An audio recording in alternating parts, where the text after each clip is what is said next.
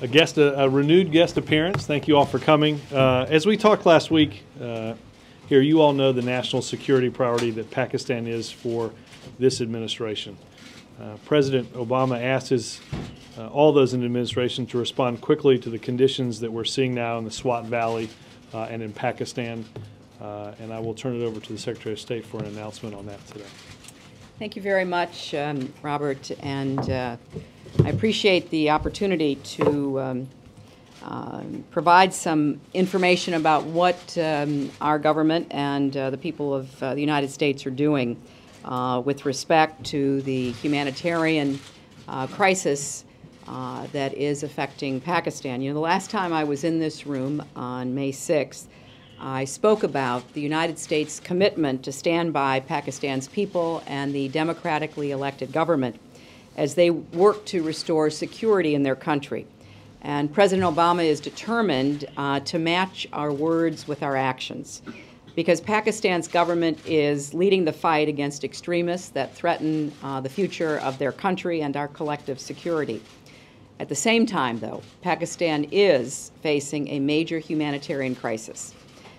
Approximately 2 million people have fled their homes, and Pakistan's government, their military, and relief organizations are working to meet the needs of these displaced persons. So many are finding refuge with family members or in schools or mosques. They are relying on the generosity of relatives and friends. And I'm confident that Pakistan's institutions and citizens will succeed in confronting this humanitarian challenge if the international community steps up and provides the support that is needed. So today I am announcing that the people of the United States are responding to a request for assistance from the government of Pakistan with more than $100 million in humanitarian support. Now, this money comes on top of almost $60 million that the United States has provided since last August to help Pakistanis who've been affected by the conflicts, and in addition to the other funding for Pakistan that we are already seeking from the Congress. Providing this assistance is not only the right thing to do, but we believe it is essential to global security and the security of the United States, and we are prepared to do more as the situation demands.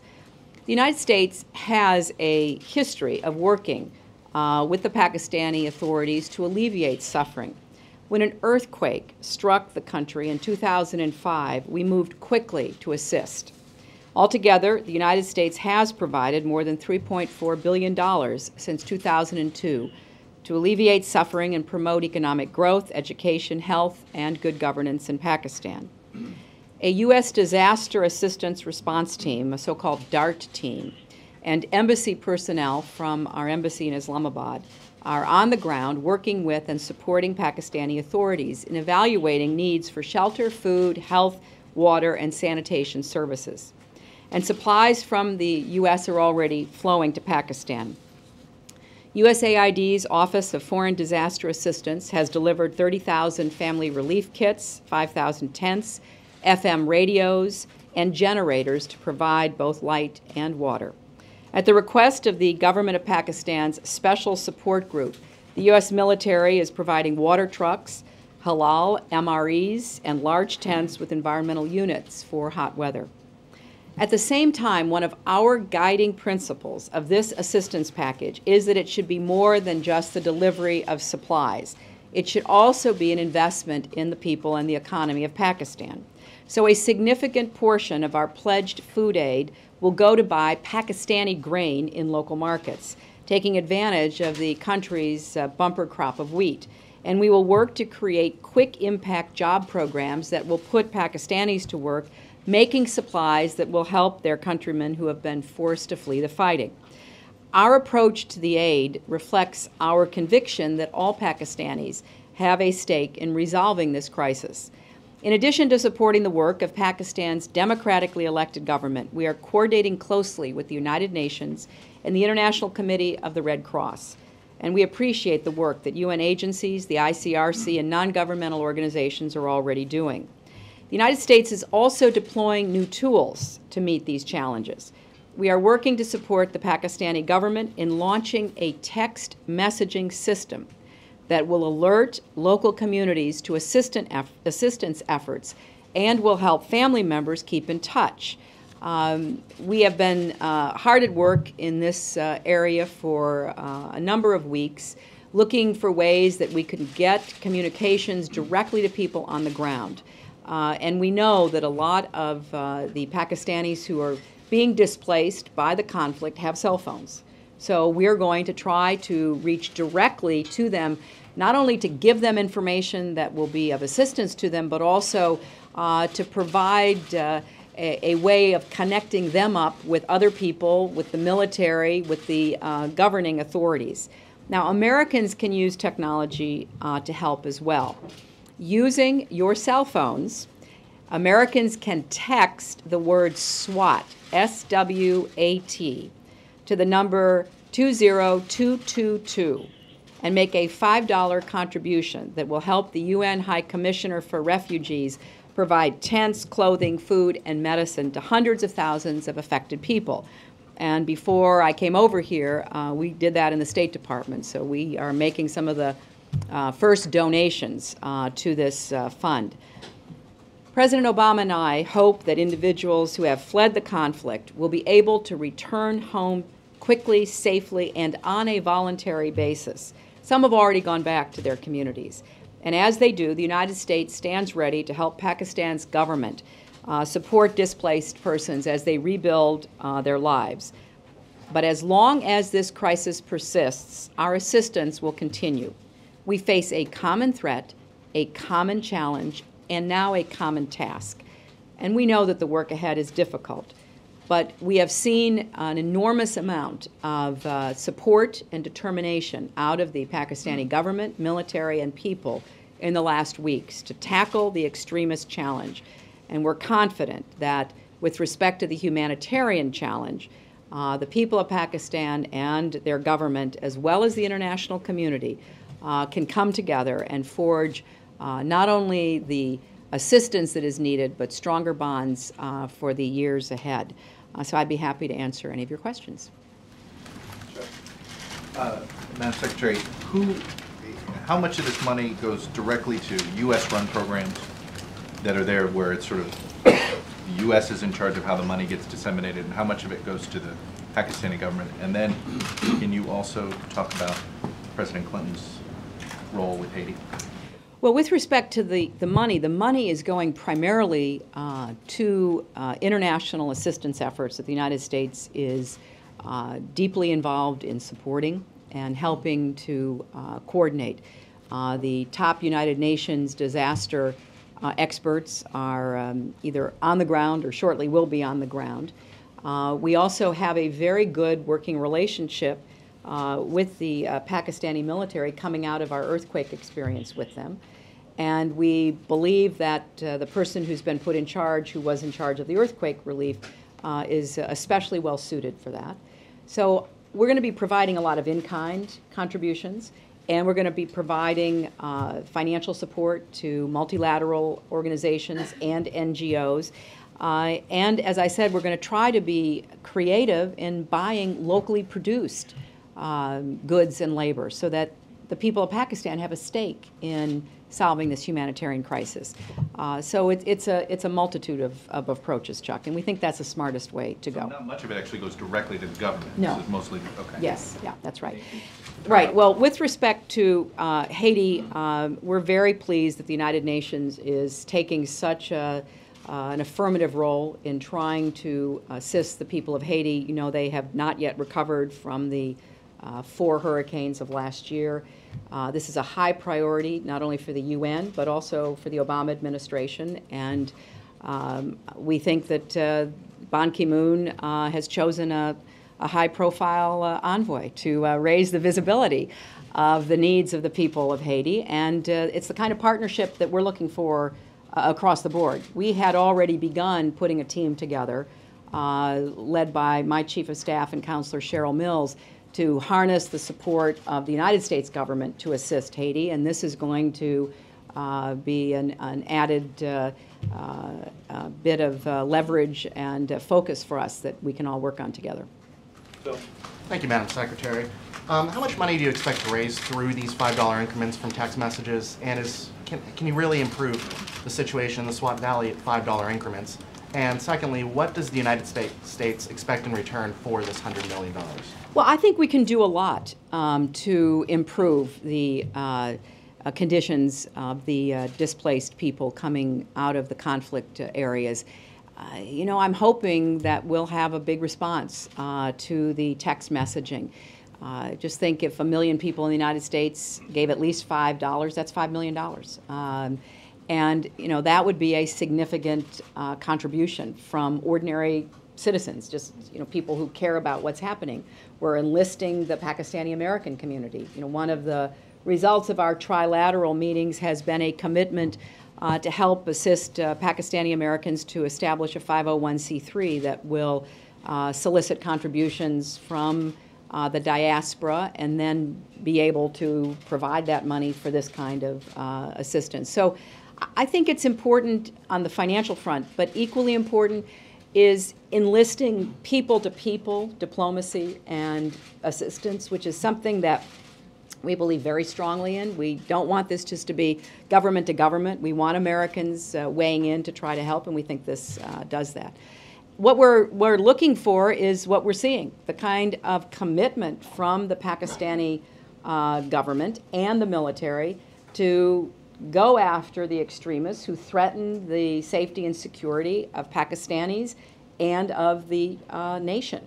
And I've been encouraged by the very strong positions that have been taken across the political spectrum in support of the military actions. And that's why it's important that we step up now and help on the humanitarian front. Ms. Simon? What assurance do you have that our assistance will not go to expand their nuclear power and arsenal? And what brought us to this stage? We've been helping Pakistan for years and years and years, poured a lot of money into it. Why now? I mean, I don't say why now. I know the challenge of extremists. But what is it that has been broken down? Well, first I have to say how honored I was to share the podium and the stage with Helen Thomas last week at the NYU graduation ceremonies, where we were both given honorary degrees and in Yankee Stadium, which was a pretty exciting experience. You know, Helen, I think that it is fair to say that our policy toward Pakistan over the last 30 years has been incoherent. I mean, I don't know any other word to use. We came in the 80s and helped to build up the Mujahideen to take on the Soviet Union and Afghanistan.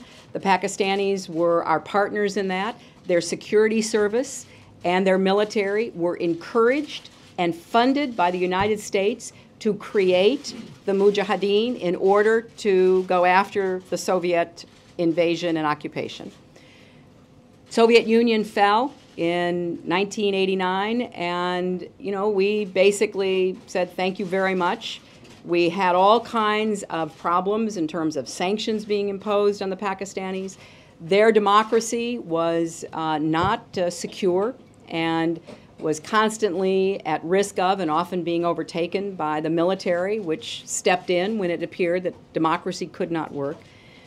And so I think that when we ask that question, it is fair to apportion responsibility to the Pakistanis, but it's also fair for us to ask ourselves, what have we done and how have we done it over all of these years, and what role do we play in the situation that the Pakistanis currently confront?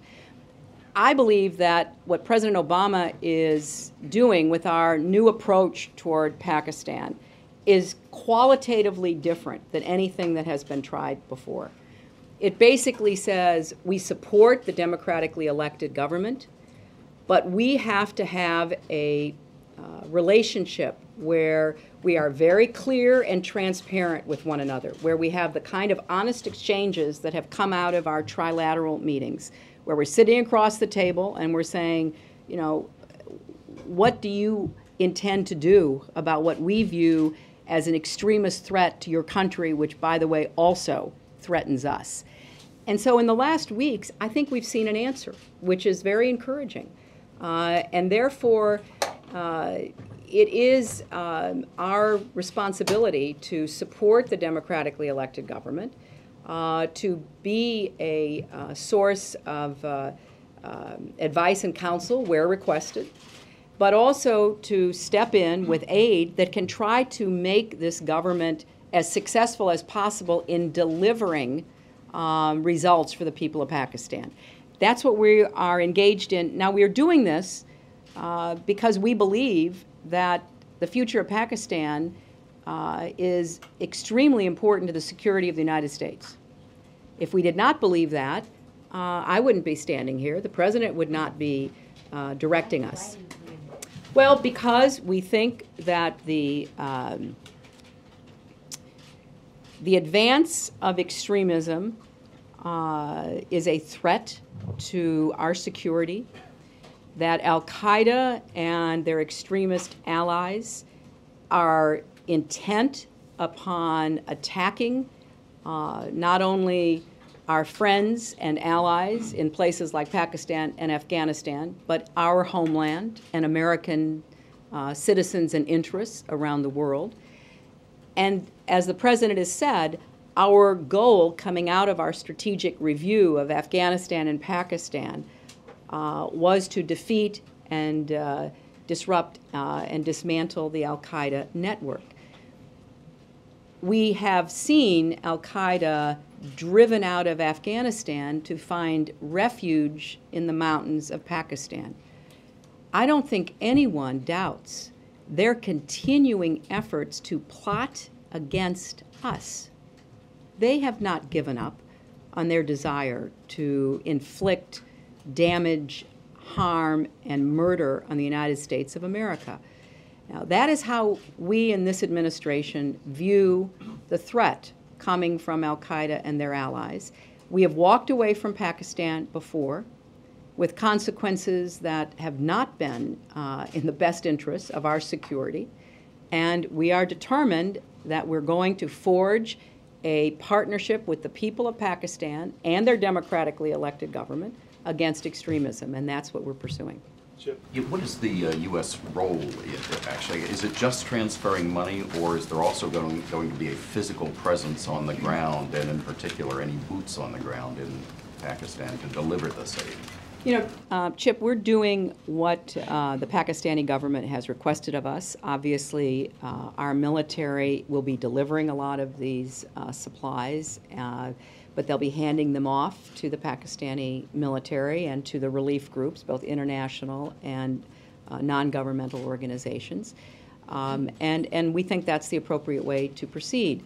We were very pleased that the government appointed General Nadim Ahmed to head up these efforts because he directed civilian relief efforts after the earthquake of 2005. He was extremely capable and produced positive results, and where necessary asked for help, not only from the United States but from other international groups. And that's what we're expecting will happen this time. Do you have any idea what the numbers of military would be involved in this, and is there any danger that they could get caught in the crossfire? No. We are not engaged in any military action whatsoever, and we are not engaged in the delivery of any civilian relief. We are there to facilitate the Pakistani military and the international and NGO relief agencies to be able to do that. Well, I'll give you the last one, and then we're going to get back to work. Thank you. Madam Secretary, are you worried the Pakistanis might abandon the fight against the Taliban without this aid? And is the lack of this kind of aid, in your opinion, the reason that former President Musharraf did not prosecute the war against the Taliban as efficiently as the current government? You know, Wendell, I can't speculate on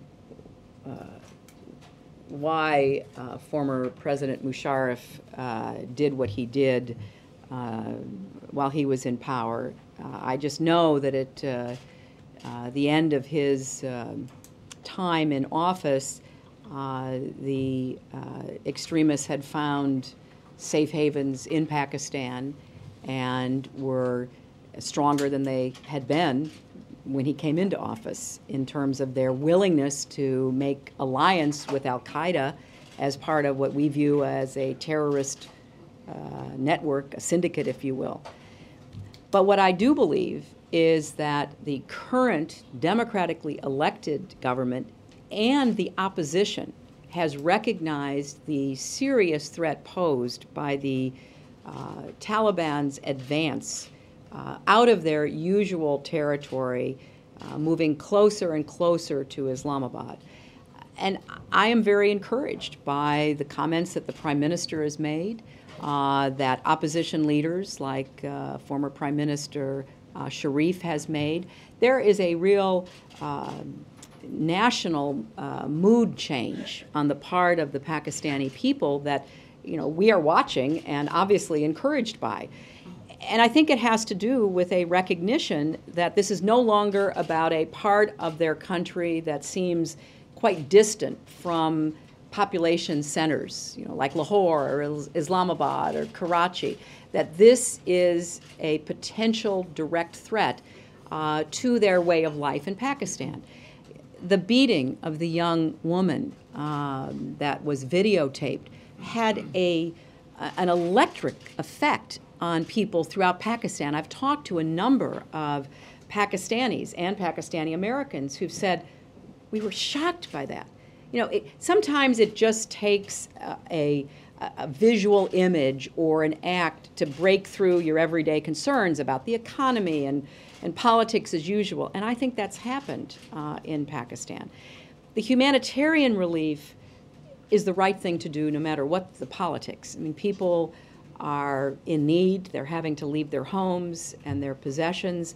We hope that they'll be able to return home quickly if the military not only clears the Taliban from their communities, but also holds that ground with a combination of military and policing forces. But this is a tough battle, and I don't think anybody should underestimate how difficult it is for the Pakistani military to wage this battle in very challenging terrain. I mean, I don't know how many of you have either flown over or visited that terrain, but this is hard. And that's why what the Pakistanis are doing now deserves our full support.